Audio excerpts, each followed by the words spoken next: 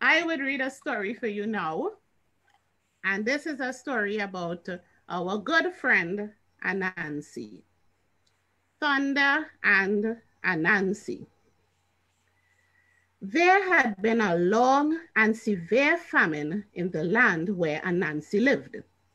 He had been quite unable to obtain food for his poor wife and family.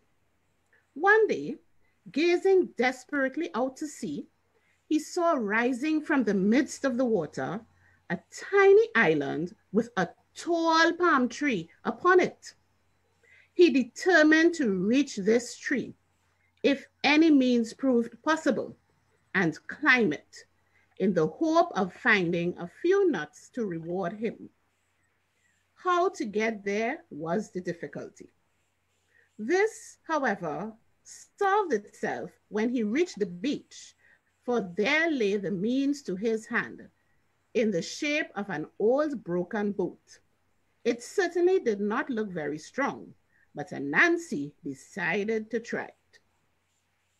His first 6 attempts were unsuccessful. A great wave dashed him back on the beach each time he tried to put off. He was persevering, however, and at the 7th trial was successful in getting away. He steered the battered old boat as best he could, and at length reached the palm tree of his desire.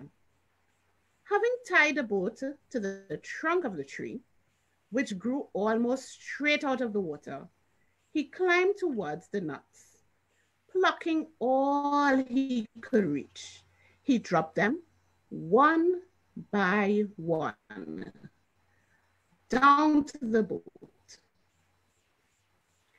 To his dismay, every water until only the last one remained.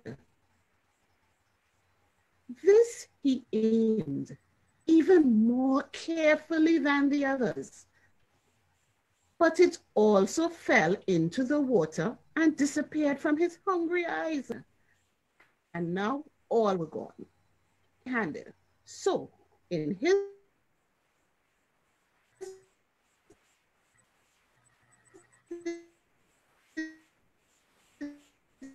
despair, he threw himself into the water. Astonishment, instead of being drowned, he found himself standing on the sea bottom in front of a pretty. Came an old man who asked Anansi what he wanted so badly that he had come to Thunder's cottage to seek it. Anansi told his tale of woe, and Thunder showed himself most sympathetic.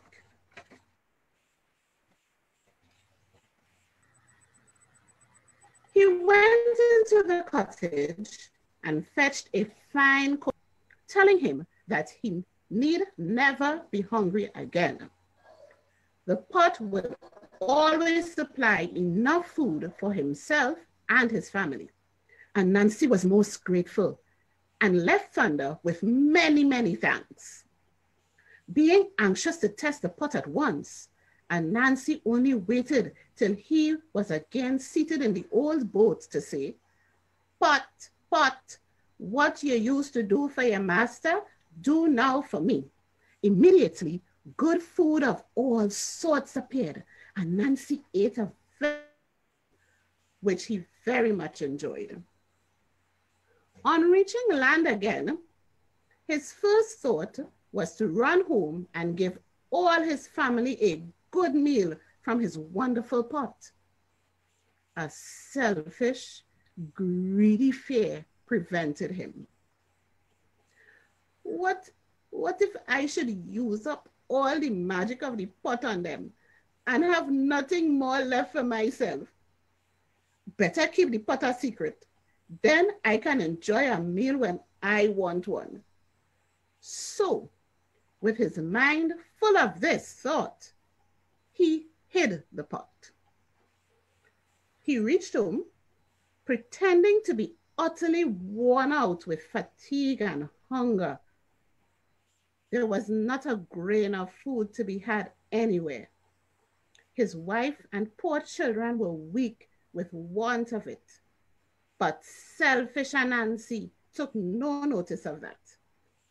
He congratulated himself at the thought of his magic pot, now safely hidden in his room. There he retired from time to time when he felt hungry and enjoyed a good meal. His family got thinner and thinner, but he grew plumper and plumper. They began to suspect some secret and determined to find out. His eldest son, Kwekutsin, had the power of changing himself into any shape he chose. So he took the form of a tiny fly and accompanied his father everywhere. At last, Anansi, feeling hungry, entered his room and closed the door. Next, he took out the pot and had a fine meal. Having replaced the pot in its hiding place, he went out on the pretense of looking for food. As soon as he was safely out of sight, Kwekutsin fetched out the pot and called all his hungry family to come at once. They had as good a meal as their father had had. When they had finished, Mrs. Anansi, to punish her husband, said she would take the pot down to the village and give everybody a meal. This she said, but alas, in working to prepare so much food at one time, the pot grew too hot and melted away. What was to be done now? And Nancy would be so angry. His wife forbade everyone to mention the pot. And Nancy returned, ready for his supper, and, as usual, went to his room, carefully shutting the door. He went to the hiding place. It was empty. He looked around in consternation. No pot was to be seen anywhere. Someone must have discovered it. His family must be the culprits. He would find a means to punish them. Saying nothing to anyone about the matter, he waited till morning. As soon as it was light, he started off towards the shore, where the old boat lay. Getting into the boat, it started off on its own and glided swiftly over the water, straight for the palm tree. On arriving there, Anansi attached the boat as before and climbed the tree. This time, unlike the last, the nuts almost fell into his hands. When he aimed them at the boat, they fell easily into it, not one as before, dropping into the water. He deliberately took them and threw them overboard, immediately jumping after them. As before, he found himself in front of Thunder's cottage, with Thunder waiting to hear his tale. This he told, the old man showing the same sympathy as he had previously done. This time, however, he presented Anansi with a fine stick and bade him goodbye. Anansi carefully wait till he got into the boat, so anxious was he to try the magic properties of his new gift. Stick, stick, he said. What you used to do for your master, do for me also. The stick began to beat him so severely that in a few minutes he was obliged to jump into the water and swim ashore, leaving boat and stick to drift away where they pleased. Then he returned sorrowfully homeward, bemoaning his many bruises and wishing he had acted more wisely from the beginning.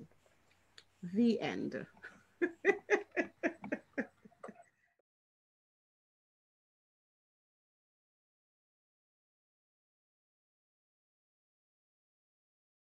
And we have a story coming up now by the lady storyteller, Mrs. Juliet Neblett Cox.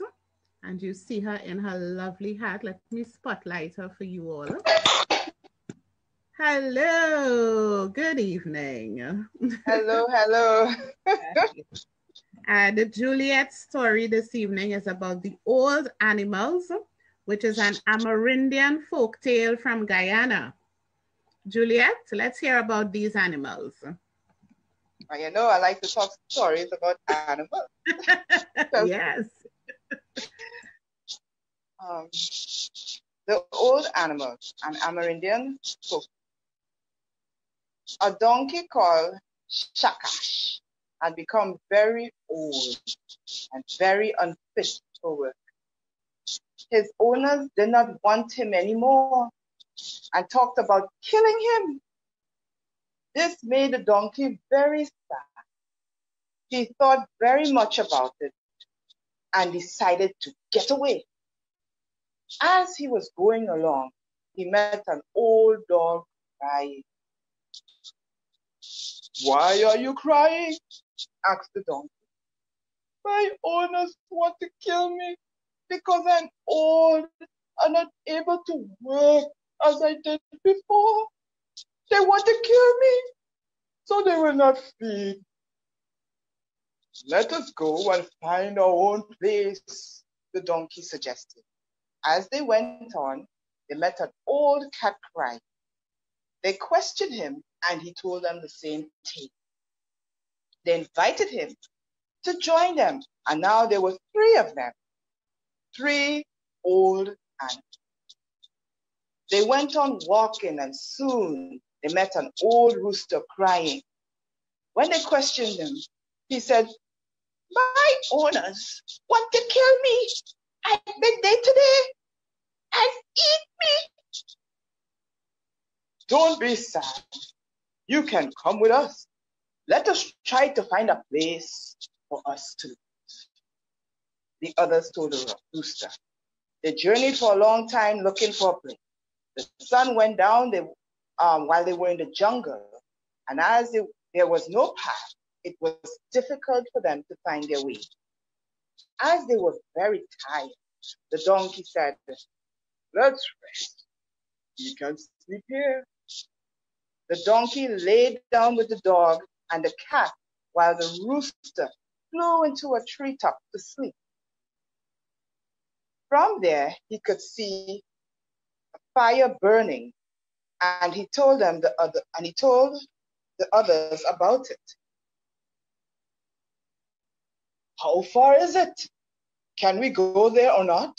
the donkey asked. "Of course we can," replied the rooster. "Let me go and look," the cat said, and he climbed up to the rooster. "Oh, yes, we can," the cat agreed. The donkey and the dog stood up, and they went on again in the dark. When they arrived at the house, they saw tigers getting ready to eat their dinner. "Let us frighten them away," the donkey whispered. "You must climb on my back," he said to the dog. "The cat will climb on your back, and the rooster will get on the cat's back. Then we will together make a loud noise and frighten them." When they had put themselves in position, the noise they made was so dreadful that it frightened the tigers. They scampered away in all directions, leaving their food behind. This the donkey and his companions ate and enjoyed. After that, the donkey said, "Let us wait for them. They are sure to return. You must stay close by the fire," he said, pointing to the cat. "You by the door," he nodded to the dog, "and you on the beam." He winked at the rooster. "I shall be waiting outside in the yard," he added with a grin. "If a tiger comes and starts to blow up the fire, you must yell and scratch him," he said to the cat. "When he runs by close to you, jump, yell, and scratch him too," he said to the rooster.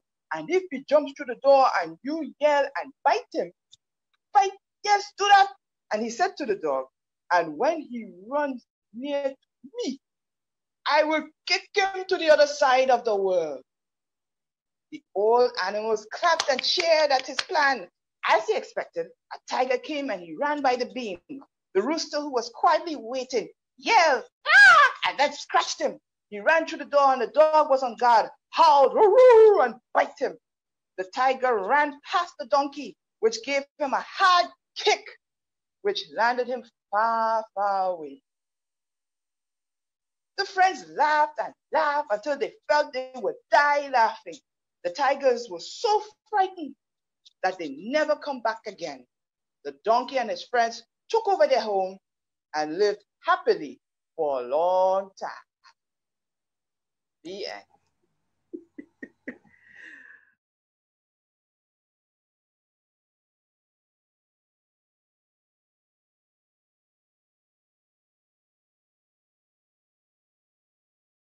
Yes, welcome, Definitely. Natasha.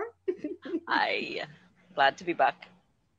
And this evening, Natasha would be reading for us The Evergreen Tree and the Wilderness Marigold, which is a Chinese fable from Chinese Fables and Folk Stories, written by Mary Hayes David and Chow Long, published by the American Book Company in 1908. So this is an old story.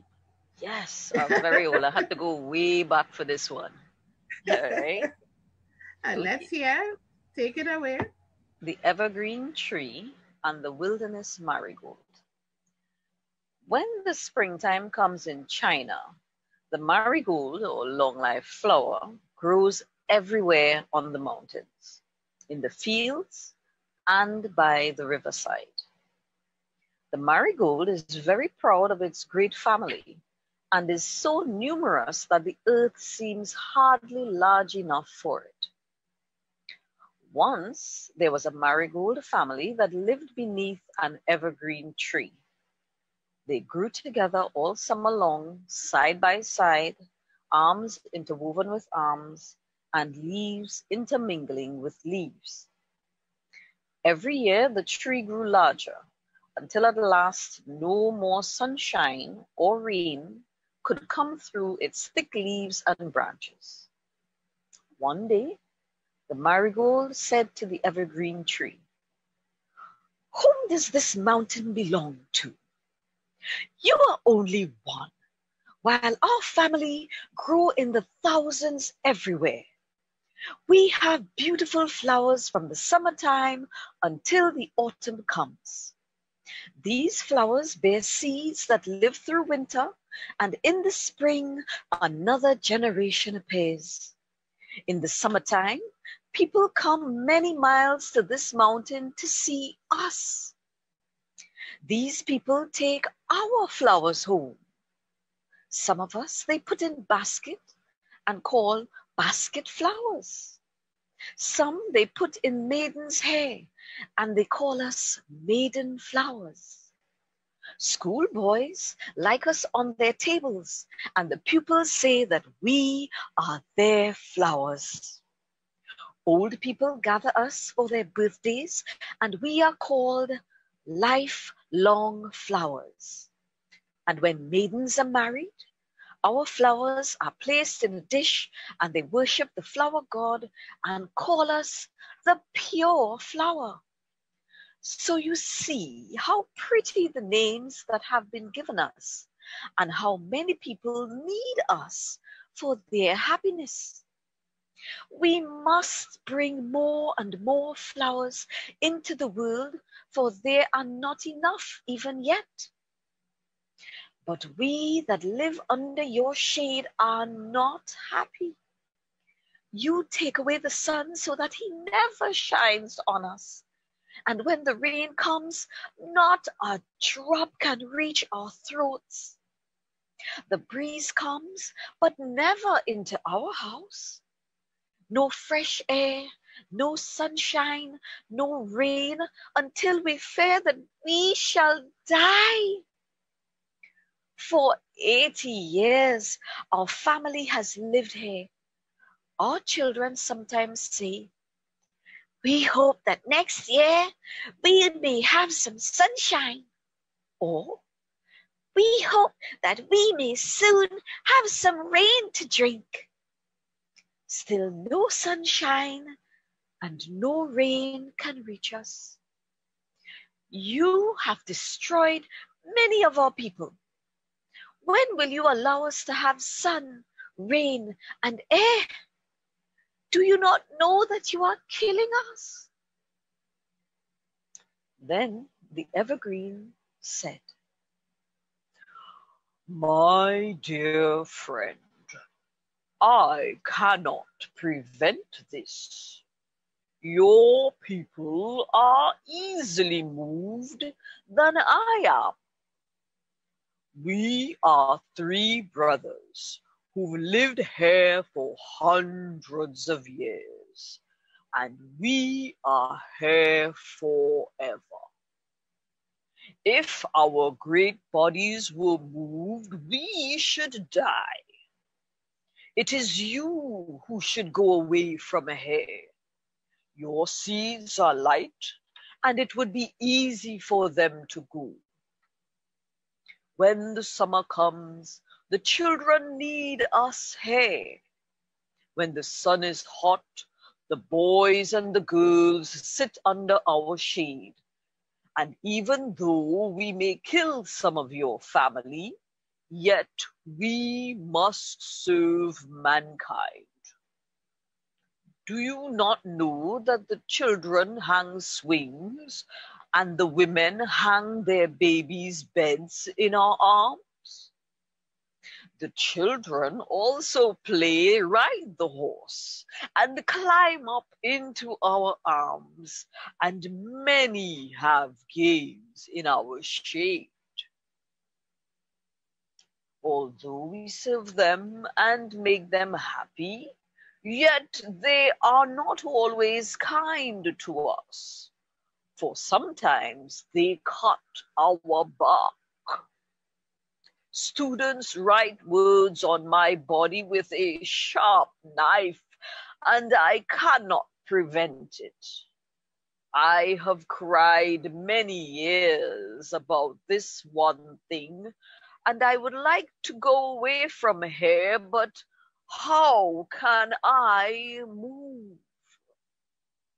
I do not wish to hurt you, dear friend, any more than I wish to be hurt by others. But I am a mountain evergreen and must stand here forever. I do hope that you will be able to go, for we do not want to quarrel." Marigold bowed her head and made no reply. And a deep silence came over the evergreen tree as he grew and grew, a year and 100 years and many, many more. The end.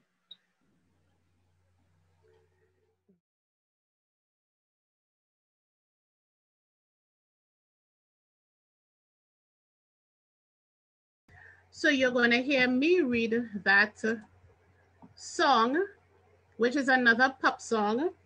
Rhonda D'Souza was a pop music performer in Trinidad and Tobago back in the late 1970s and 1980s when we had all of those wonderful love songs. And this song is by her, If We Ever Kissed. I looked into your eyes.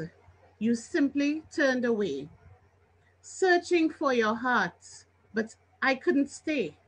Someday, I hope and pray we make it very true, because all I ever want in life is you.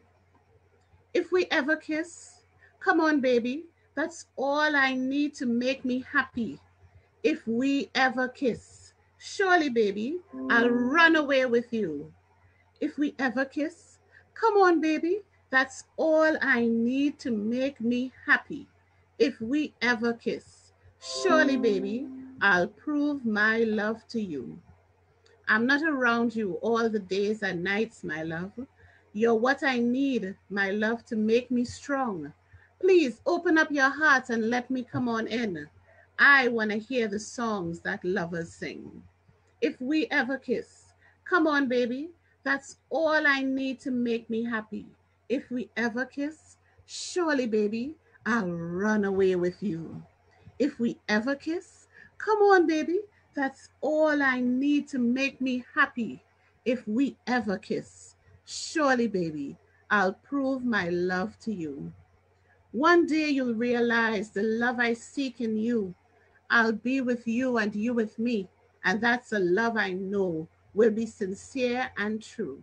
So come on, baby, run away with me. If we ever kiss, come on, baby. If we ever kiss, I'll run away with you. If we ever kiss, come on, baby. If we ever kiss, I'll prove my love to you. If we ever kiss.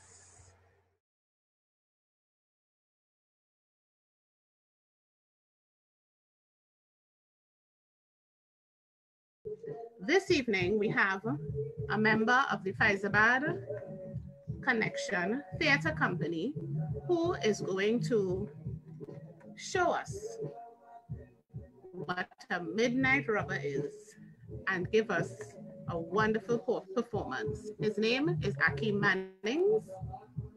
Akeem, are you there? Good night, everyone. Hello, hello. Yeah. So are we going to see you or are we just going to hear you? Yes, I'm hearing you clearly. Is that okay? Yes, you can go ahead. Oh, drop your keys and bow your knees and call me the Prince of Darkness, the criminal master. For when I snap my teeth and stamp my feet, I can cause a great disaster. For I am the reincarnation of Oak Congastaro, the most devious bandito ever to terrorize the Brazilian Celtaro. So stop, you mocking pretender, and tell me who authorized you to put on them clothes and call yourself midnight robber. For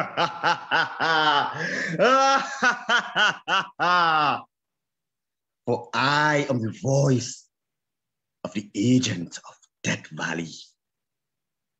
From the day my mother gave birth to me, the sun refused to shine. The earth started to tremble. Terror hit the city streets. By the age of 1, my toys was cannons and machine guns. By the age of 2, I had met and slay all mockmen like you. At the age of 3, my anxiety was to rob, murder, plunder, leaving men, women, and children to suffer. At the age of 4, my name was marked in blood stain on every door. At the age of 5, I was wanted by the SPCTA, the CID, the FBI, for the bad deeds I have done, the miraculous wonders I have performed. At the age of 6, I was known as public enemy number 1, 2, and 3. At the age of 7, my physical structure was of steel ribs, iron drawers, copper boils. In order for a man to fight with me, he must be a man of double-fisted fighter, nerves of iron, muscle of steel, which I shall grant him, a red fluid, which shall pass through my body like electricity. At the age of 8, I was kept into the deep, dark dungeon where my home was in the jungle. It's in a coffin. I usually sleep at day and walk at night. And when I woke, all furious monsters adore me. I then rumble and tumble with the rhinoceros and the hippopotamus, crushing their bones into powder for my revolver. And if my revolver fails to fire, my dazzling sword shall never retire. At the age of 9, Willis increased in techniques of crime. In the year of 1898, my grandfather's treasure was stolen. His life was taken from me. From thence, I became a midnight robber.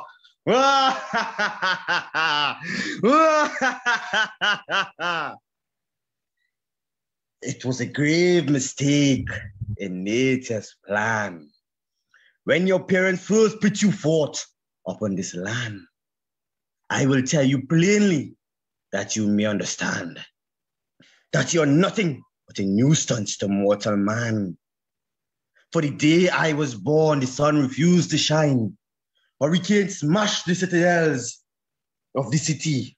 Automatic eruption raged in the mountains. Philosopher, scientists said that the world was coming to an end. But no, it was me, the Kangastaru, who had came forth.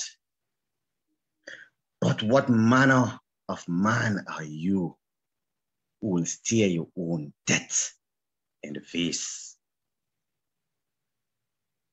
Have you not heard of my hills of forgotten men? Tucked away behind the city, behind the avenue of desolation, turn left around the roundabout of destruction is my hills of forgotten men. It is the hills on which men like you are forgotten, lie, forgotten. What's your name or claim to fame? And from whence you came? Talk about robber man? Stop! For men like you knows not my name, nor fame, or for whence I came. But I came from wind, storm, or hurricane. But some said that I am a blast volcano. Others said that I was a wicked seed of Troy. Some people mistake me for the notorious Jesse Willis. Others said that I am the famous Gangadi. Halt! Thank you very much.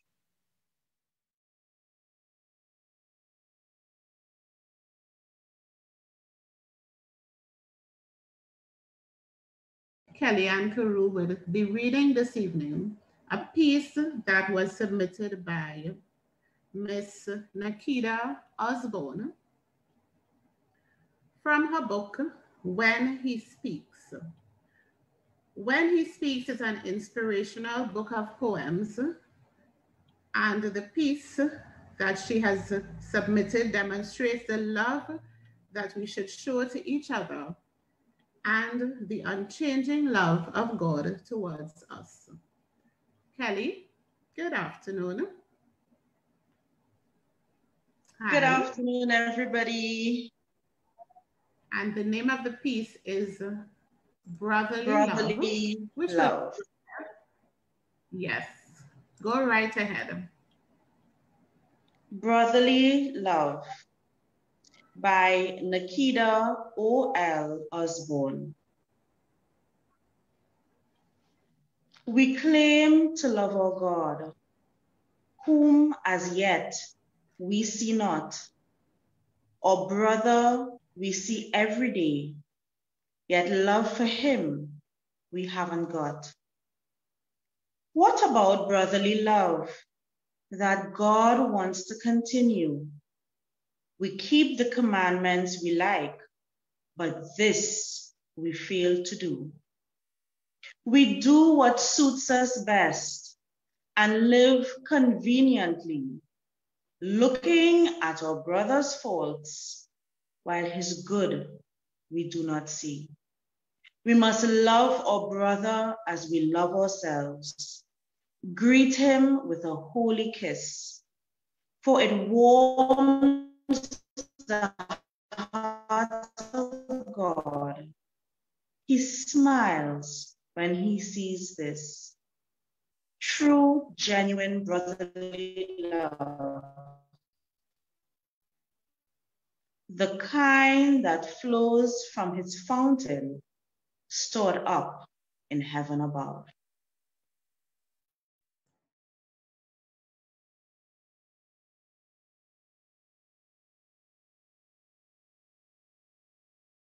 Coming up next, we have Miss Natasha Greer.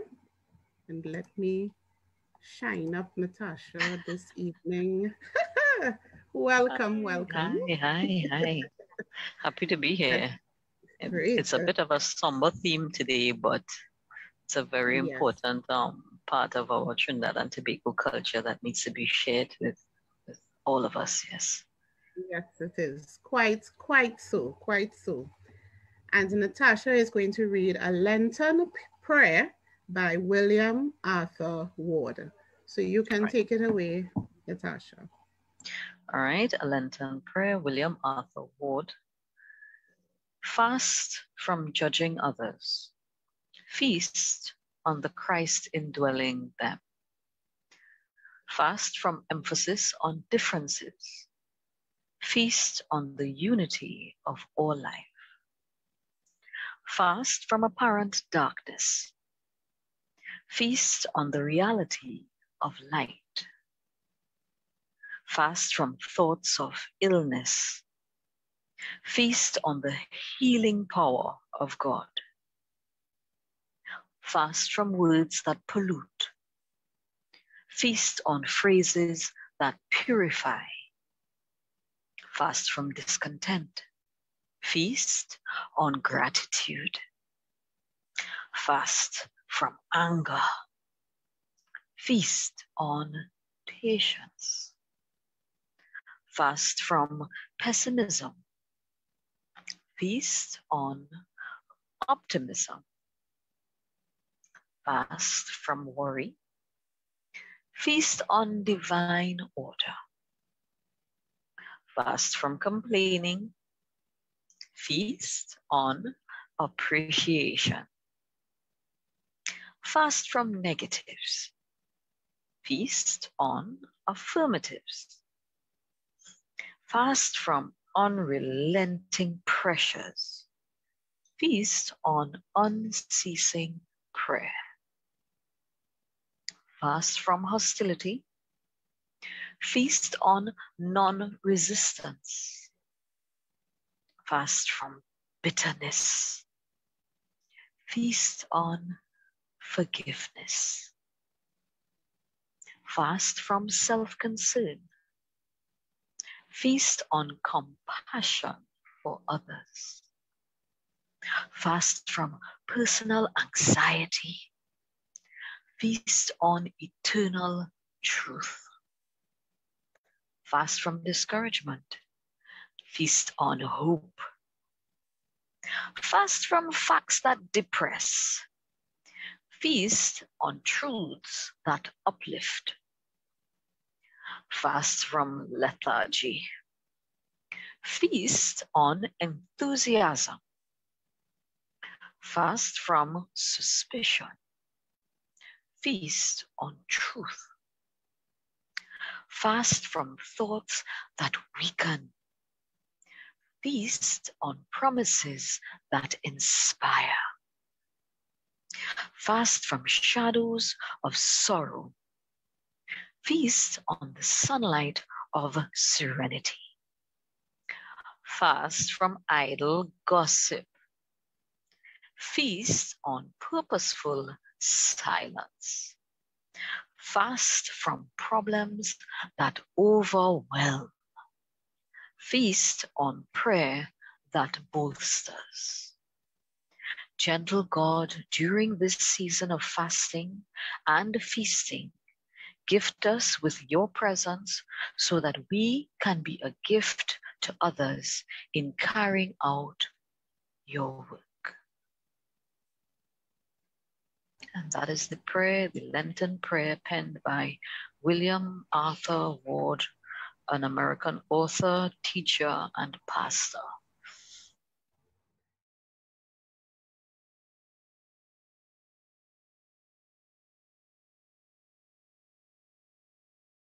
And this story would be told by Miss Alicia Psyche Haynes. And thank you so much. Yes. Good evening, everybody. Hello. All right, And so you let's get. You can go right ahead. Okay, great. All right, so I will be reading The Flying Girl. The morning of the first day of the long heralded aviation meet dawned bright and sunny, as only a Southern California January morning can. By 7 o'clock, vast throngs were hurrying southward to Dominguez, a broad plain midway between Los Angeles and the ocean, where much important aviation history has been made. By 9 o'clock, the grandstand was packed with Automobile Row, occupied by hundreds of motor cars, filled with ladies in gay apparel, their escorts and imperturbable chauffeurs. The crowd was beginning to circle the vast field too, and nearly every face bore an excited, eager expression. The events scheduled might well arouse the interest of a people just awakened to the possibilities of aerial navigation. Important prizes had been offered by wealthy men and corporations for the most daring flights of the meet. $10,000 would go to the aviator showing the most skillful and adroit handling of an aeroplane. $5,000 for the longest flight, another $5,000 for an endurance test, and a like sum to the one attaining the greatest height. In addition, these generous purses, $2,000 would be given to the best starting and alighting device exhibited, and $2,000 for the best safety device. For speed, several huge purses were donated, and altogether the aviators present would compete for more than $50,000 in gold. Besides, various medals and cups and the priceless prestige gained by excelling in a competition where the most successful and famed airships and aviators of the world congregated. Therefore, it is little wonder public interest was excited and every aviator determined to do his best. Many thronged the hangars, asking innumerable questions of the good-natured attendants who recognized the popular ignorance of modern flying devices and were tolerant and communicative to a degree. The morning events were of minor importance, although several clever exhibitions of flying were given. But at 2 o'clock, the competition for skillful handling of an aeroplane in mid-air was scheduled, and at that time the appetite for each spectator was whetted by the great spectacle. The day seemed ideal for aviation. The sky was fleckled with fleecy clouds, and scarcely a breath of air could be felt at the Earth's surface. Now came the first appearance of the Kane aircraft. It had not been brought from the hangar during the forenoon, and in watching such celebrated planes as the Blériot and the Farman and Antoinette and Curtis and Wright, manned by the greatest living aeronauts, those assembled had almost forgotten that a local inventor was to enter the list with them. The secretary of the Aero Club and others interested had expected Mr. Burthon to protest against allowing the Kane device to be operated on the ground that Kane was entered to operate it and was unable to do so. But for some unaccountable reason, Burthon remained silent, not even appearing at the field, and Mr. Cumberford's explanation that the Kane in this instance meant the young man's sister satisfied the officials perfectly. Naturally, they were surprised and even startled at the idea of a girl taking part in the great aviation meet, but hailed the innovation with keenest interest. Suddenly, while the field was clear and half a dozen aeroplanes hovered in the air above it, The Kane aircraft rolled into the open space, circled before the grandstand, and then gracefully and without effort mounted into the air. Those who had witnessed Stephen's prior performance were not astonished at this unassisted rise from earth to air, but all were delighted by the grace and beauty of the ascent, and a roar of applause burst spontaneously from the crowd.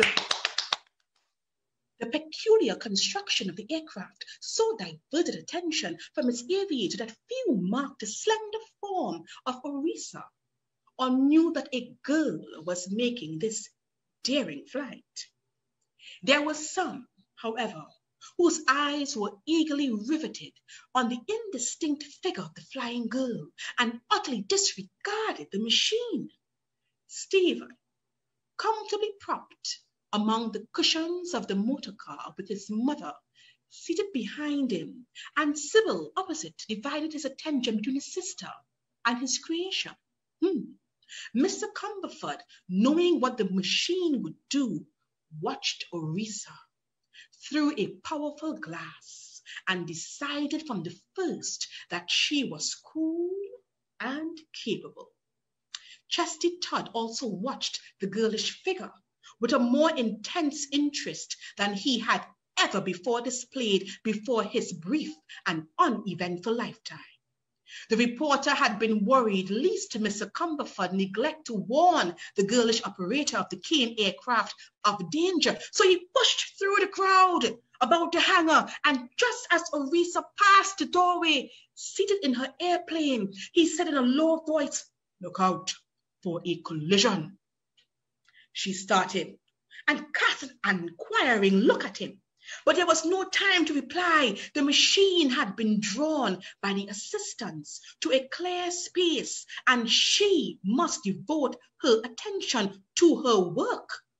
As she threw in the lever, Mr. Cumberford, who stood beside the aircraft, hurriedly whispered, "Be careful, Orisa. Look out for danger."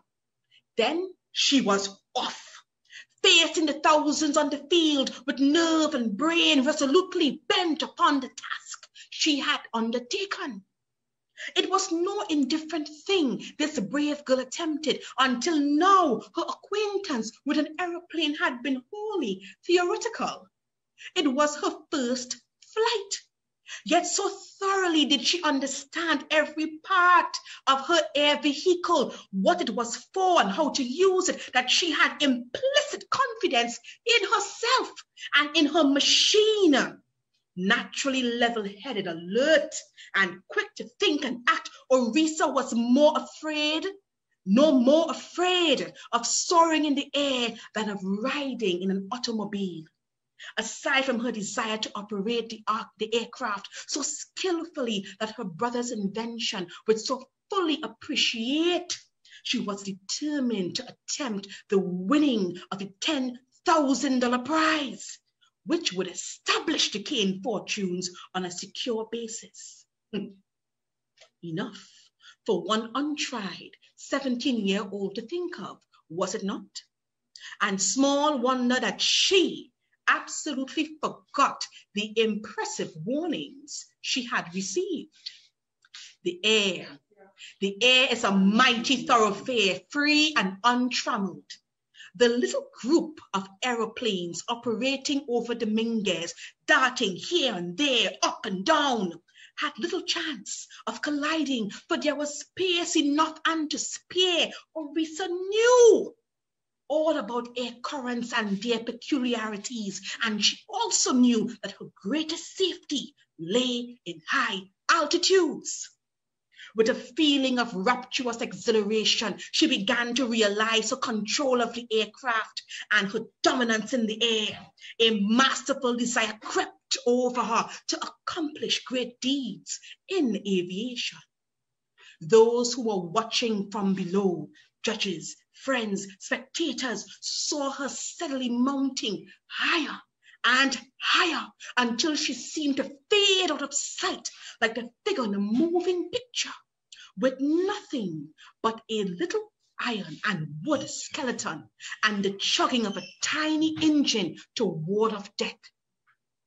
Then she came into sight again, a little smudge of grayish-white against the shifting clouds. To see her up there, a mere speck, dodging among the storm clouds, reminding the observers, as nothing in aviation has ever been done before, of the awful audacity of man in building these mechanical birds.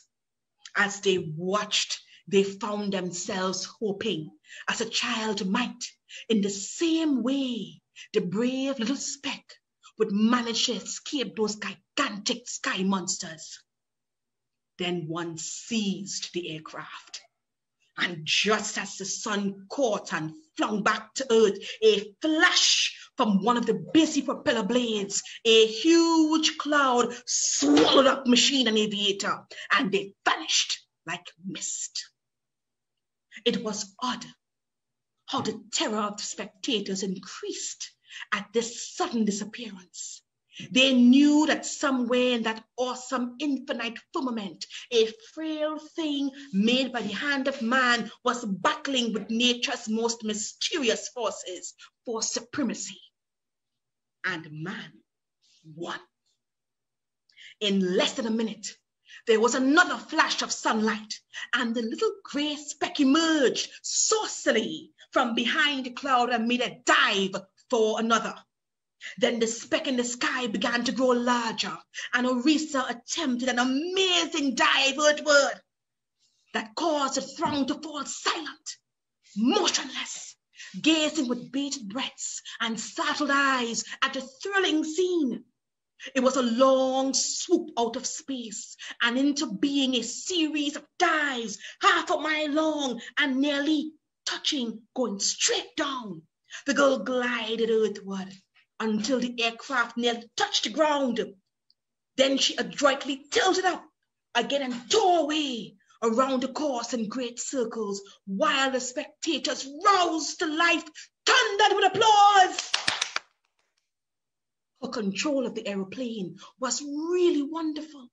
Again, encouraged by her success, she shot up in the air, rising to the height of half a mile and then performing the hazardous evolution known to aviators as the spiral dip. She began by circling widely at an even elevation, and then dipping the nose of the aircraft and narrowing the circles as she plunged swiftly downward with constantly accelerating speed. It was a bewildering and hair-raising performance, and no one but Walter Brookins had ever before undertaken it. A dozen feet from the ground, Orisa reined in her Pegasus and glided over the group of hangars on her inclined ascent, the third she had made without alighting. There were other aeroplanes doing interesting stunts, and each aviator seemed to be exercising his ingenuity to excel over others. Yet the eyes of the crowd followed the Kane aircraft with an absorbed fascination that relegated other contestants to the rear. The end.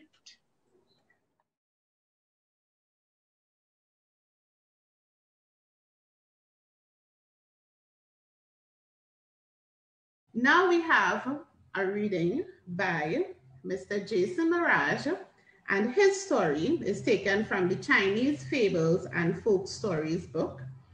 And the story is about the proud fox and the crab. So let's hear from Jason. Which are we going to spotlight? There he is. Good afternoon, everyone.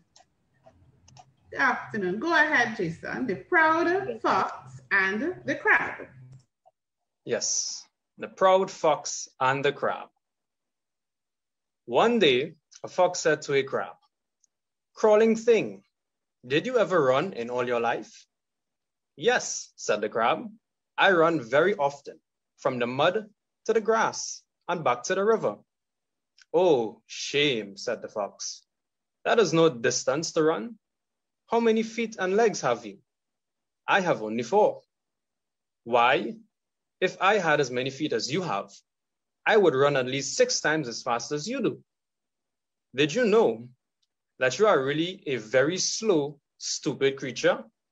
Though I have only 4 feet, I run 10 times as far as you do. I never heard of anyone with so many feet as you have, running so slowly. The crab said, would you like to run a race with a stupid creature like me? I will try to run as fast as you. I know I am small, so suppose we go to the scales and see how much heavier you are. As you are 10 times larger than I, of course you will have to run 10 times faster. Another reason why you can run so fast is because you have such a fine tail and hold it so high. If you would allow me to put it down, I do not think you can run any faster than I. Oh, very well, said the fox contemptuously. Do as you like, and still the race will be so easy for me that I will not even need to try. Your many legs and your stupid head do not go very well together. No, if I had my sense and all of your legs, no creature in the forest could outrun me. As it is, there are none that can outwit me. I am known as the sharp-witted. Even man says, Q quat wulai, sly as a fox. So do what you will, stupid one. If you will let me tie your beautiful tail down so it will stay, said the crab, I am sure I can win the race. Oh no, you cannot, said the fox. But I will prove to you, even your stupid, slow brain, that it will make no difference. Now, how do you wish that I should hold my tail? Said the crab. If you will allow me to hang something on your tail to hold it down, I am sure you cannot run faster than I. Do as you like, said the fox. Allow me to come nearer, said the crab. And when I have it fastened to your tail, I will say, ready. Then you are to start. So the crab crawled behind and caught the fox's tail with his pincers and said, ready. The fox ran and ran until he was tired. And when he stopped, there was the crab beside him. Where are you now? Said the crab. I thought you were to run 10 times faster than I. You are not even ahead of me with all of your boasting. The fox, panting for breath, hung his head in shame and went away where he might never see the crab again. Easy, meaning a big, proud, boastful mouth is a worse thing for a man than it is for a fox. The end.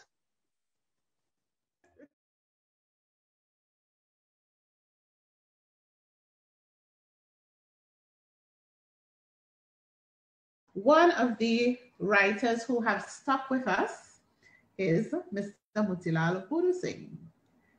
And this evening we were sharing a wonderful little banter, and he is so happy to be with us, and he said that we keep him on his toes, and we are very happy for that.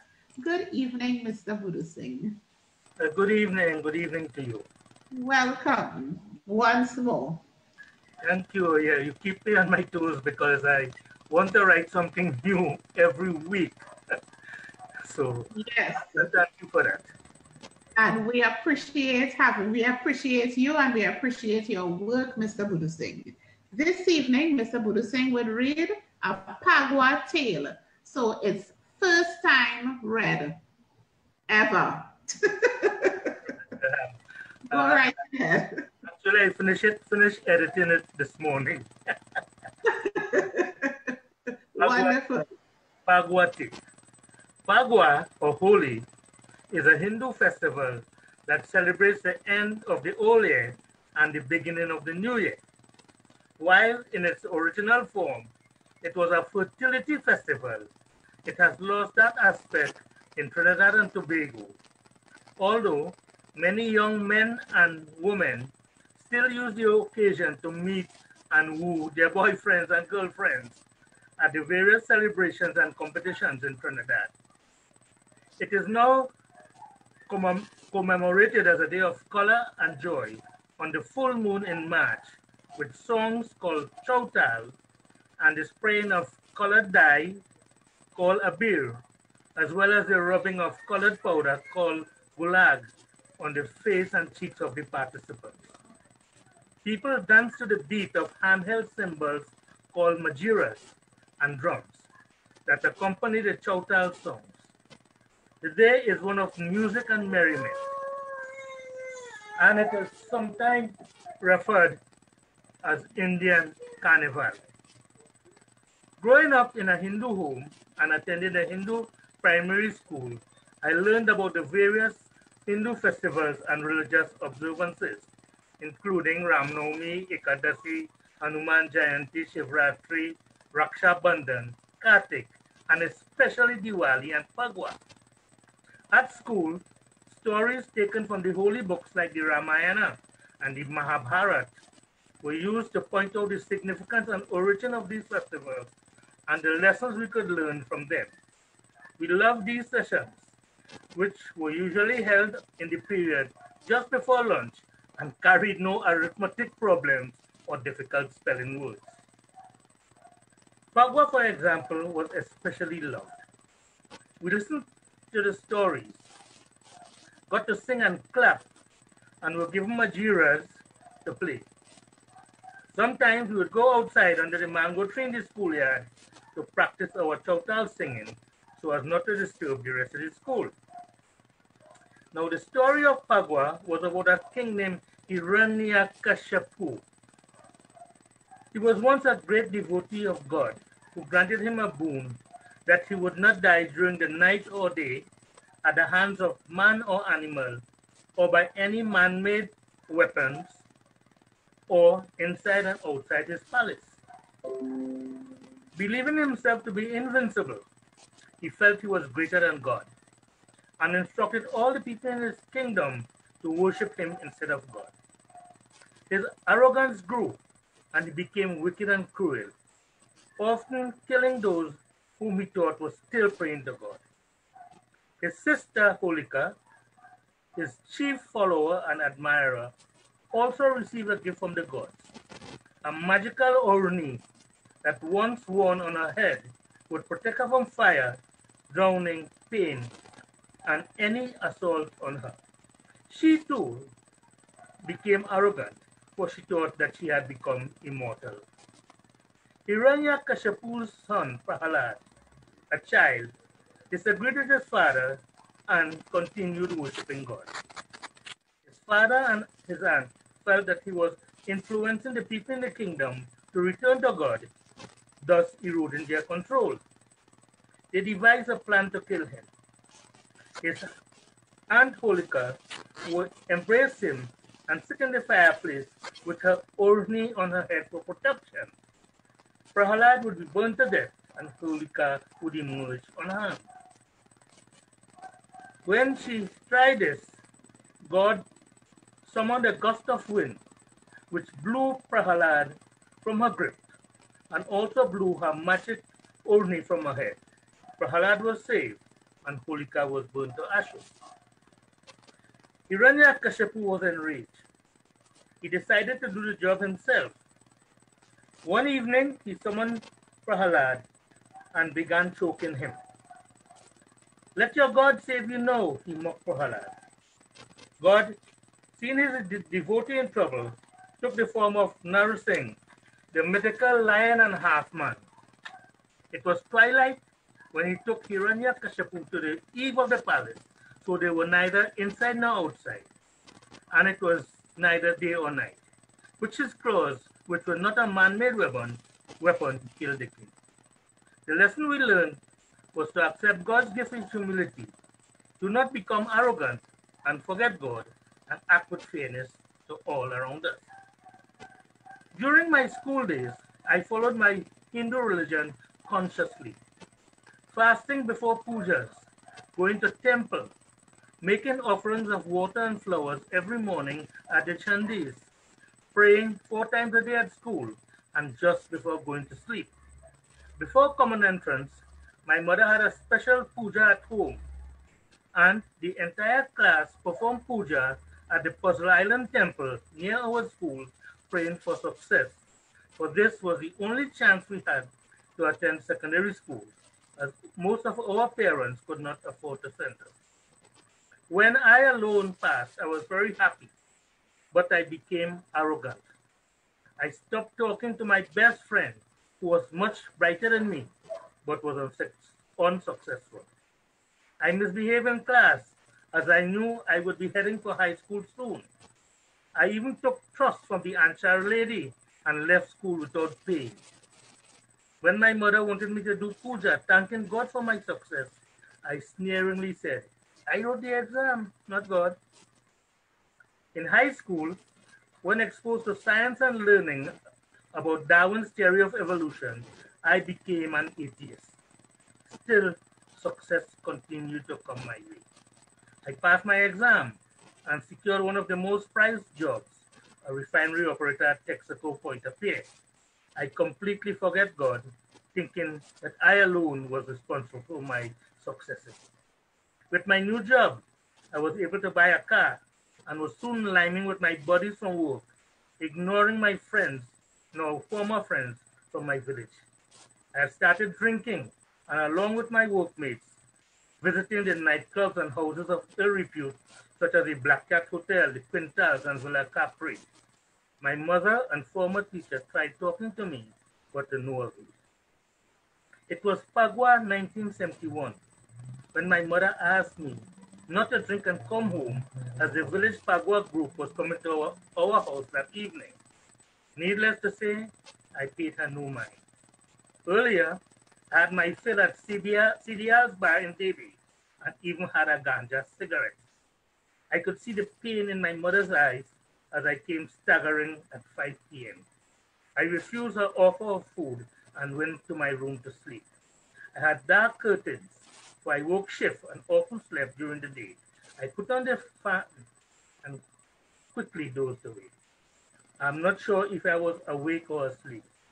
The room became pitch black as I felt this heavy weight on my chest. I tried to scream, but no sound came out. I tried to get up, but was unable to do so. I couldn't move. I felt an eerie presence in the room. I wanted to say a prayer, but none came to my mind, and even my lips refused to move. I saw and felt Hiranyakashipu squeezing the life out of me, but I was helpless. I was sweating profusely as I tried to will myself to wake up. I was watching myself being attacked even as I lay in bed. The sea faded, and then I was being held by Holika in the middle of soaring flames.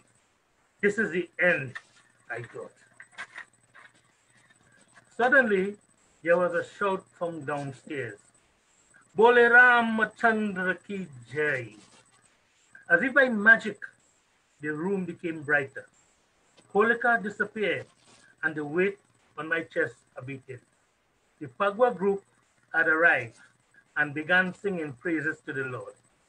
I woke up, cold sober, and suddenly felt a great urge to join my former village friends in singing the Pagua song. I hurriedly took a bath and joined. Everyone was surprised, my mother most of all. I felt all the songs coming back to me. Holy chale Raghubira Yawadame, Holy chale Raghubira. I sang lustily as I played my majira. Pane ghatna ja, chailaya bira se mare lao. I sang again and again as I felt so grateful to God for saving me. I stopped drinking, stopped liming, and visiting those wicked places. I started mingling with the village folks again, going to temple on Sundays, obeying my parents, and most of all, renewing my faith in God. God had given me another chance of living good, and for which I am grateful to this day. Thank you.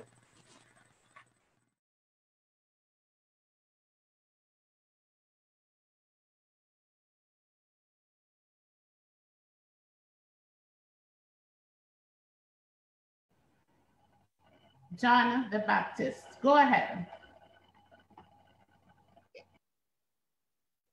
John the Baptist. Mary, the mother of Jesus, was a relative of Elizabeth, the mother of John. After the angel appeared to Mary, telling her of the coming of Jesus, she went to see Elizabeth and learned that she too was expecting a child. Now Elizabeth and her husband Zachariah were advanced in years, and their child was a very special child. He had been chosen by God for a special mission. That mission was to prepare the hearts of the people for the coming Messiah.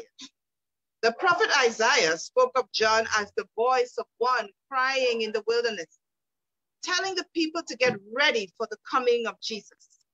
John told them that Jesus would be greater and mightier than he, and that he was not worthy to loosen the straps or even carry the sandals of the Lord. He was dressed in clothes made of camel's hair and had a leather belt around his waist. He lived in the desert and ate locusts and wild honey. He went through all the country around Jordan, preaching the baptism of repentance for the forgiveness of sins. Crowds of people came confessing their sins, and he baptized them in the Jordan River. He told them that they must live right. They asked him what they should do. He said that if they had 2 coats, they should share with a person who did not have a coat. And if they had food, they should share with those who did not. The tax collectors asked what they should do, and he told them to be honest in their collection of taxes and not to collect more money than they were required to. The soldiers also asked what they should do, and he told them to take money from people, to not take money from people illegally, to always tell the truth and not falsely accuse people. They were to be content with their pay and not grumble about it.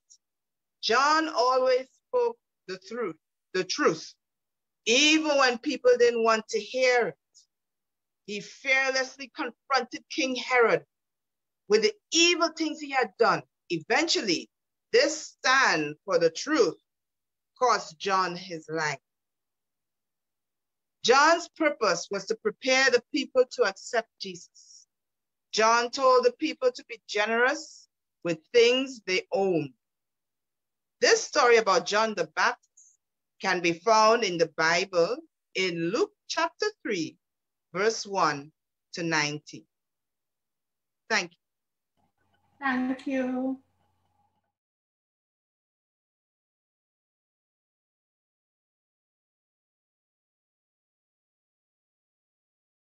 We hear now another story, and this story is about the Easter hare, and it will be read by Auntie Leslie-Ann.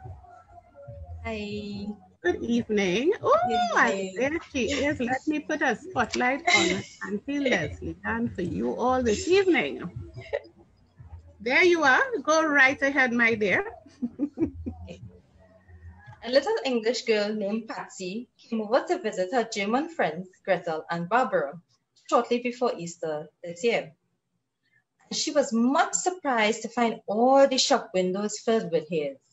Hares made of chocolate, toy hares, hares with fine red coats on, hares trundling wheelbarrows or carrying baskets full of Easter eggs.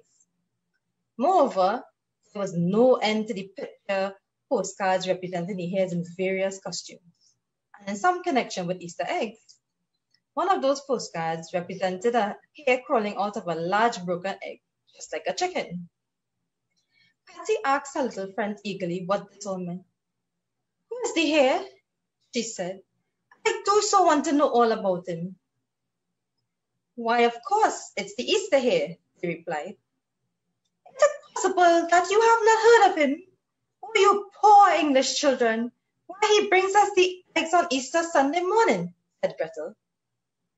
Oh, don't you know, said Barbara. He hides them in the garden unless it rains or is very wet. And we have to stay in our bedrooms for fear of frightening him. And he lays them downstairs in the dining room or drawing room. However, this has only happened once since I was born. I am 9 years old. It must always be fine at Easter. We have to let all the blinds down before he will come into our garden. He is so dreadfully nervous, said Gretel. He hides the eggs in the most unexpected places. We have to hunt and hunt a long time before we found them all. Last year, we discovered an egg some weeks afterwards. Luckily, it was a glass one filled with sweeties. If it had been of chocolate, we could not have eaten it, after it had lain on the damp mold, where the snails and worms would have crawled over it. Some of the eggs are made of chocolate or marzipan or sugar, and some are real colored eggs, colored blue or red or brown, even sometimes with pictures on them. We had 2 dear little baskets with dollies in them, and a big Easter hare made of gingerbread, as well as the eggs this year, said Barbara. We hunt and hunt in every corner of the garden, and then we divide our treasures afterwards on 2 plates. And that is quite fair. You are lucky children. Why does not the hare come to England? Said Patsy. I am sure little English children would appreciate him too. Well, said Gretel, answering in voice, my dear mother says to me that he will not cross the sea, that he fears his eggs will break and his precious goods might shake. He's a fairy, you must know, little Barbara tells you so, when he cocks his ears and thinks, and of Easter eggs he thinks. Yes, interrupted Barbara. We really and truly saw him one Easter Sunday morning when we came back from church, just at the end of the street, where the garden joins the field. He had a friend with him, or perhaps it was Mrs. Easter hare. They both looked very alarmed when they saw it, and tore off as fast as they could scuttle and hid in the cornfields. I can't remember if he had his red coat on. Can you, Gretel? No, I don't think so. He was quietly dressed in his brown fur suit with a white tail to the coat, said Gretel. Now, Mother had been puzzled for some time to think whatever connection there could be between Easter Day and the hare, and she could not find out.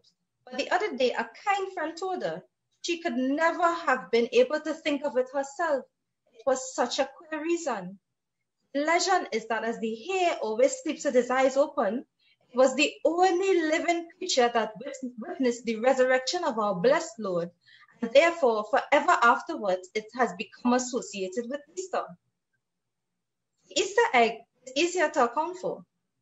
The idea there is that as the little chicken breaks through the hard shell and awakes to new life, so Christ broke the bars of death on the first glorious Easter morning. So the simple egg has become a symbol of a sign of a great heavenly truth. Even little children can understand this if they think about it, and they will be able to find out other things too that are symbols in the same way. One year, said Barbara to Patsy, we spent Easter Sunday at a farm in the country. We made beautiful nests of moss all ready for Easter here.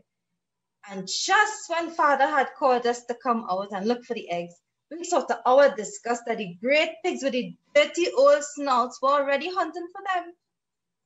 We ran down and had to drive them away. The geese too seemed to want to join in on the game. It was fine then, I can tell you. We filled our pinafores with eggs. When we got home again, we found the Easter hare had been there too. So we were finally spoiled that year, said Gretel. The end.